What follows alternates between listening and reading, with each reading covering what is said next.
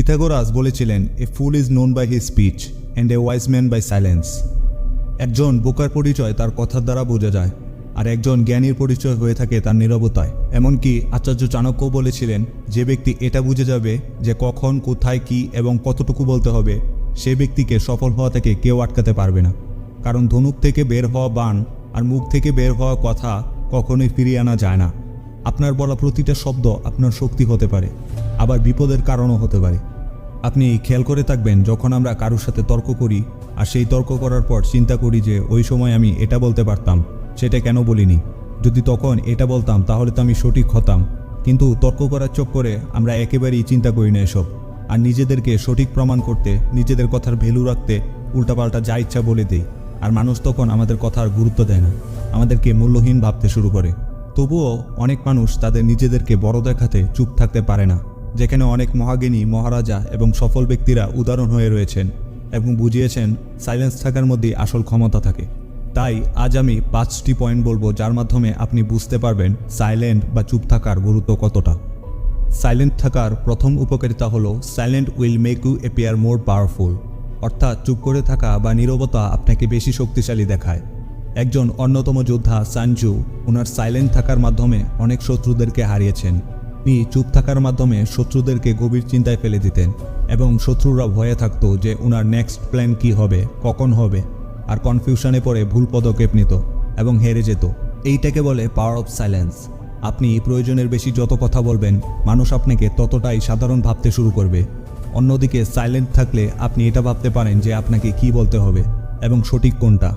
আর চুপ থাকার পর আপনি যখন কিছু বলবেন, সেই কথাগুলোর উঁচুনি থাকবে আলাদা। সেকেন্ড পয়েন্টটি হলো, no one can fool you or manipulate you. অর্থাৎ কেউ আপনাকে এত সহজে বোকা বানাতে পারবে না যদি আপনি চুপ থাকা শিখে যান।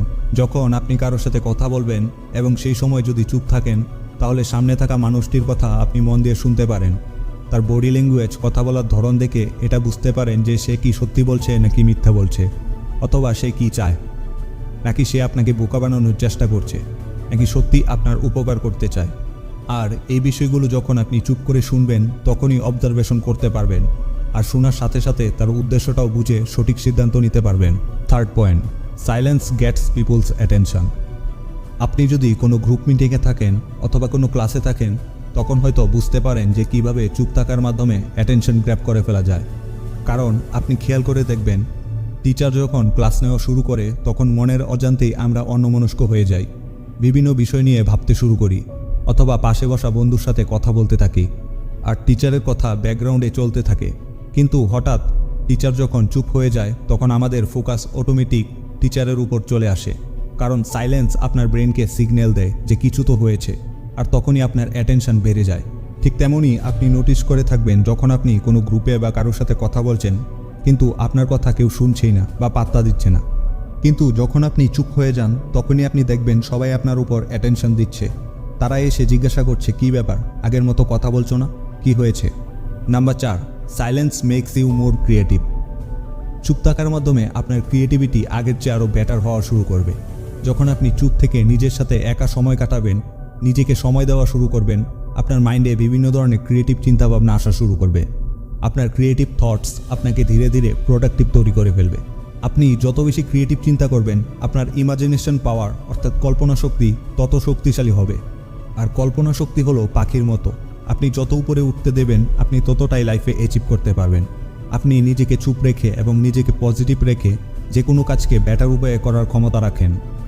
কারণ চুপ থাকার মাধ্যমে আপনার পজিটিভ মাইন্ড আপনাকে better decision, better imagination grape করতে সাহায্য করে, যা আপনাকে ক্রিয়েটিভ বানায়। 5 নাম্বার পয়েন্টই হলো এমন একটি বিষয় যেখানে আপনার চুপ থাকতেই হবে, আর সেটি হলো আপনার প্ল্যানস বা গোলস।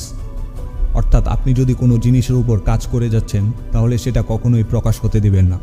এই পৃথিবীতে অনেক মানুষ আছে যারা খোলা বইয়ের মতো, সুযোগ পেলেই মনের সব কথা শেয়ার করে দেয়, সব গোলস, প্ল্যানস শেয়ার করে দেয়। আর প্রবলেম তখনই হয় যখন কোনো কারণে যদি সেই গোল আপনি অ্যাচিভ না করতে পারেন, তখন মানুষেরা আপনার উপর হাসে আর বলে যে এ শুধু বলতেই পারে, কিছু করতে পারে না। আর তখন মানুষের মধ্যে আপনার উপর নেগেটিভ ইম্প্যাক্ট তৈরি হয় আর আপনার সম্মান কমে যায়। তাই আপনার গোলস, আপনার প্ল্যানস শুধু তাদের সাথেই শেয়ার করুন যারা আপনার মতোই এক্সপার্ট বা আপনাকে এগিয়ে যেতে সাহায্য করে। অ্যামাজনের ফাউন্ডার জেফ বেজোস ঠিক এমনটাই করেছিলেন।